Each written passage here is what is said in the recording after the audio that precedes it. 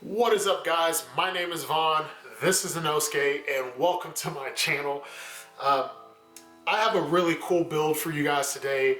It is Orcust Ogdoadic.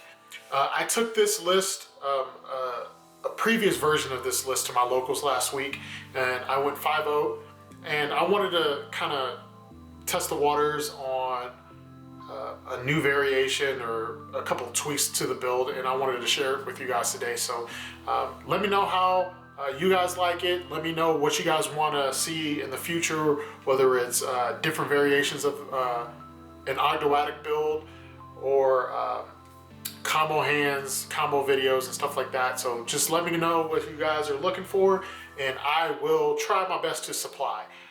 So without further ado, let's go ahead and go on to the list because you guys don't want me rambling for too much longer. So we're going to start off with 3 Nunu. So Nunu is pretty cool. You discard it from your hand, send a reptile of the opposite attribute. So this is a light, so you'll send a dark reptile from your deck to your grave. And then whenever it's on inside your grave, you can special summon it if you control no monsters or you control at least one Ogdoadic monster, but banish it whenever it leaves the field. It's really good.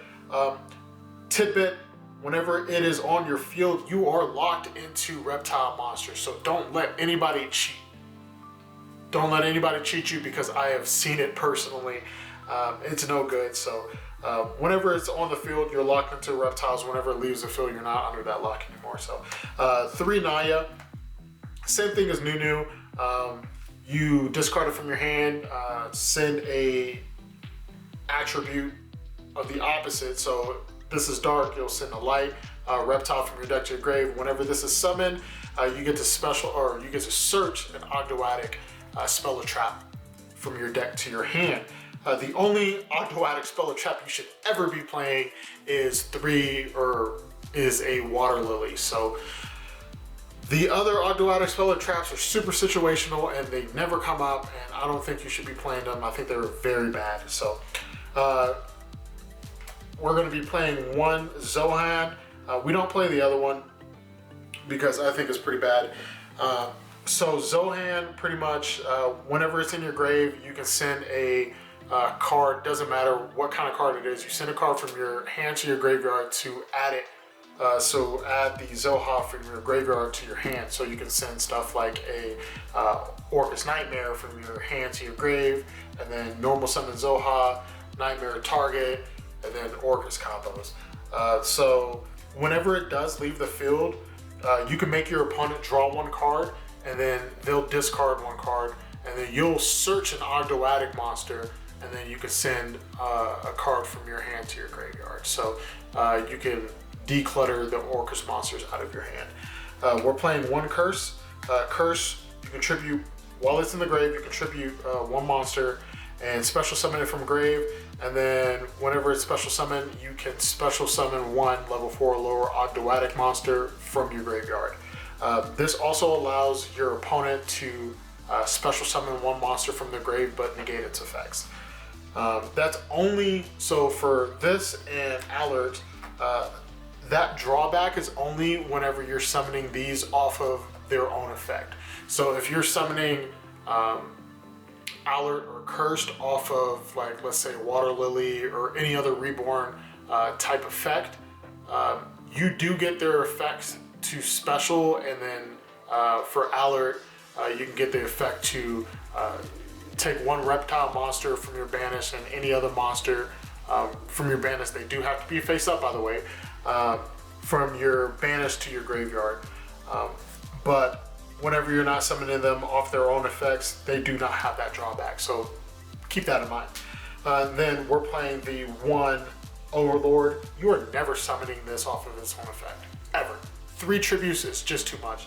That is the sole reason why we are not running the King and the Queen. It's just too much to, it's just too much. 3 tributes is way too much. 2 tributes, I don't like them. In any build that isn't pure, or like a Lair of Darkness build. For the Orcust cards, playing 3 Gear Shoot, that's standard. Send an Orcust or a World Legacy monster from your deck to your graveyard whenever it's on the field, and you control no other monsters. You can special summon one token to your side of the field, one token to your opponent's side of the field. Turn that token into like a Linkuriboh or a Link Spider, and then you can do like Orcust stuff with Galateo or Verte Anaconda or whatever the case may be. Triple Nightmare. I honestly believe this should be a 3 of.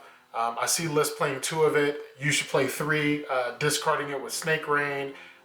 If you're playing Allure of Darkness, you can do Allure plays where you banish this and then later on use Alarit to move this and a reptile from your banish to your grave, and then guess what? You have access to Orcust stuff. So I think this should be a 3 of. I played 2 World Legacy World 1. The only reason why I played 2, aside the fact that, spoiler alert, I am playing Gizmek Orochi. This is a brick to open, yes. Playing more of it means you will open it more often than not. But if you solely play 1, that means if you open it, it's just a hard brick. But if you play 2, if you play the second one, you can send the second one from your deck to your grave off of like a Gearsu, and then use this, and then you turn your brick into an extender. That is all that needs to be said about that. Double symbol skeleton, because if you're using Gizmek Orochi, which I highly suggest, if you banish one, you don't really care about it. You can always just recycle the second one. Gizmek, I honestly believe, is the one of the cards that you guys should probably test out in this build. It doesn't really matter what you banish as long as you have your resource loop of all the Ogdoadics in grave.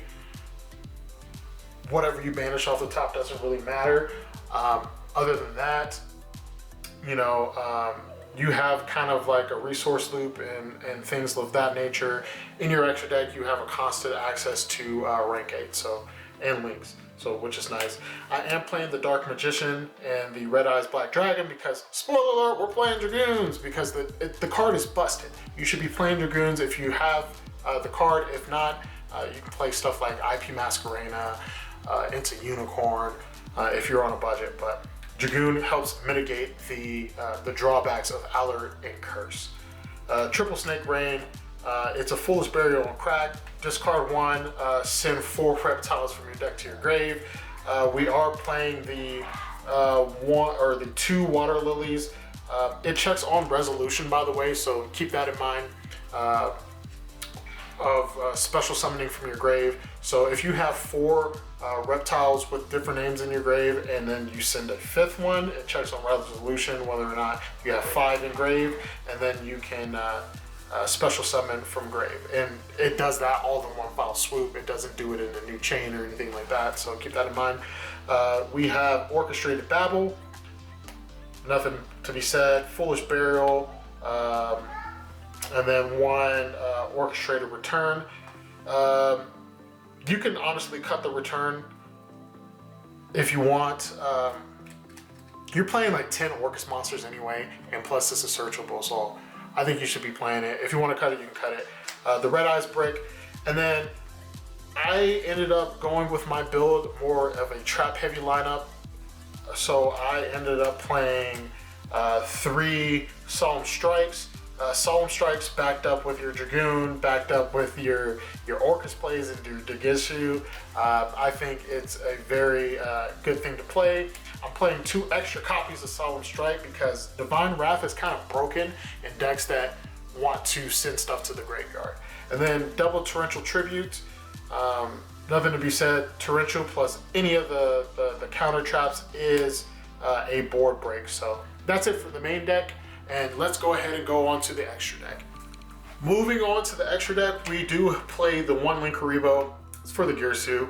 It also helps against Dino with the Lost World token.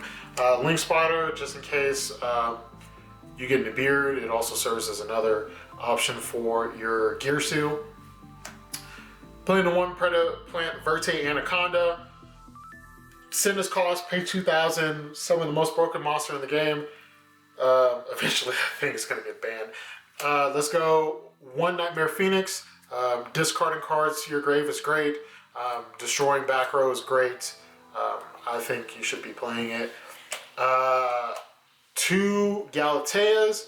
I don't think you should be playing 3. The third one never comes up. You would never play anything less than 2. Galatea is pretty awesome.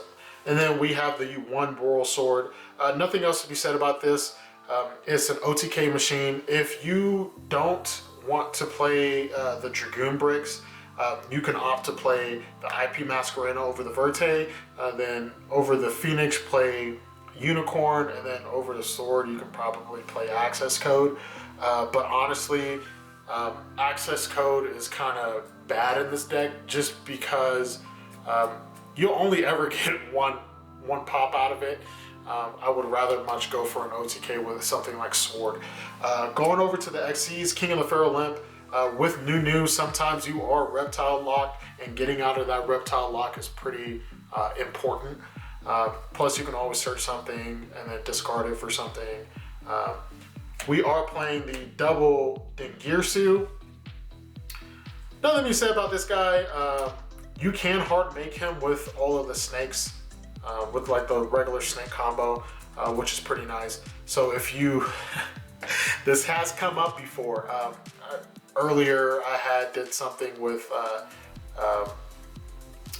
Orcust cards, and then I had like a banished Orcust monster, and I ended up hard making Dingirsu with my snakes, and then I ended up normal summoning a symbol skeleton, linking the Dingirsu and the symbol off into a Galatea, and then I ended up tributing off the Galatea, and then special summoning the Galatea back with the symbol skeleton. It was okay. Sometimes there's some really awkward lines of play that you have to do, but you know, it's pretty nice. The Draglubion package, so Draglubion, Hope Harbinger, and Numeron Dragon. You'll never summon Hope Harbinger off of Draglubion. Just don't ever do that. You would much rather go for the OTK. Zeus, because you play a lot of Xyz, and then the Dragoon. Moving on to the side deck, I am playing 3 Phantasmes. Dragon Link is a thing, you can draw 4. Tri-Brigade is a thing. This outs the barrier statue, which is pretty nice. And then also triple Lancia. Stops Dino, stops Tri-Brigade, stops Rogue decks like Phantom Knights. It's nice. Triple Dark Ruler No More. This was Nibiru. I ended up taking Nibiru out for Dark Ruler No More. A lot of decks can put up a negate before they get Nibiru, or they can play it through Nibiru. I think Dark Ruler No More is just honestly just better. This also helps you out Winda, which is a pain in the neck. Triple Twin Twister. Shout out to the Super, the Ultra, and the Secret. These guys are always in my hand. It's great that they're different rarities. Just fueling your graveyard while getting rid of your opponent's stuff is nice. Harpy's Feather Duster gets rid of back row, reboot, broken against back row, Pankratops. It's a 2-for-1. It always outs 2 separate things because you special summon Pankratops against Dragon Link. You go into battle phase to out their spheres, and then you just chain to whenever they want to bounce the Pankratops. So it outs 2 interruptions for a lot of things. So that's the deck. I think it's really good for this format, especially whenever we do get the ban list coming up pretty soon in July. Other than that, it's been great having you guys. If you guys have any questions, please hit the comment section below. I'd love to talk to you guys about deck theory and things of that nature. If you guys have any other things to talk about, I'm free to talk about. Just hit me up.